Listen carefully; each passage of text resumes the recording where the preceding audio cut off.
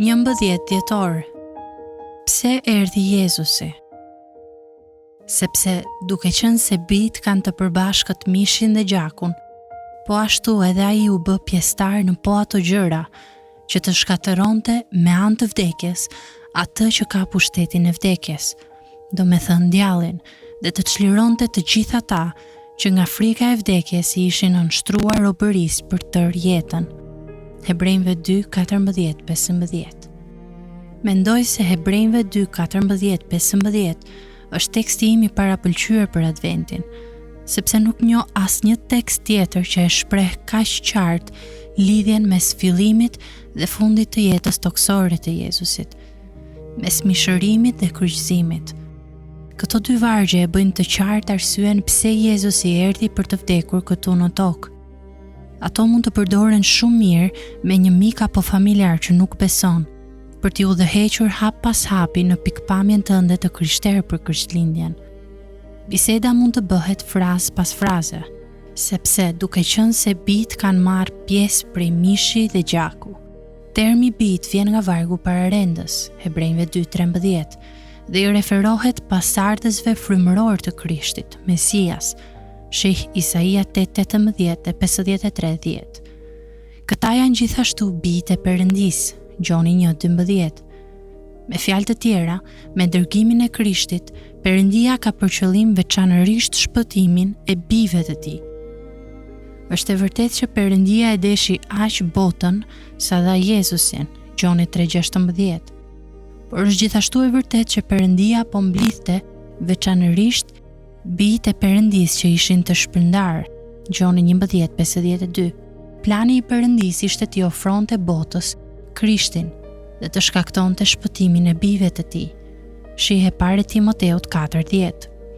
Duke pranuar Krishtin, mund të përjetosh birësimin nga Perëndia, Gjoni 1:12. Po ashtu edhe ai u bë pjesëtar në po ato gjëra, mish dhe gjak. Kjo do të thotë se Krishti ekzistonte para mishërimit. Ai ishte frym, ai ishte fjala e përjetshme, ai ishte me Perëndin dhe ishte Perëndi. Gjoni 1:1, Kolosianëve 2:9. Prapse prap ai mori mish dhe gjak, dhe kështu e veshi hyninë e tij me natyrë njerëzore. Ai u bë plotësisht njeri dhe mbeti plotësisht Perëndi. Ky është një mister i madh në shumë mënyra. Kjo e vërtet qëndron në zemër të besimit ton dhe Bibla këtë na mëson, që me anë të vdekjes. Arsyeja pse Krishti u bë njeri ishte që të vdiste. Si Perëndi, thjesht dhe qartë, ai nuk mund të vdiste dot për mëkatarët, por si njeri mund ta bënte. Synimi i tij ishte të vdiste, prandaj duhet të lindte si njeri. Ai lindi për të vdekur. E premtja e mirë është arsyeja e Krishtlindjes. Ja çfarë kanë nevojë të dëgjojnë shumica e njerëzve sot për kuptimin e Krishtlindjes. Që të shkatëronte atë që ka pushtetin e vdekjes, do me thënë djallin.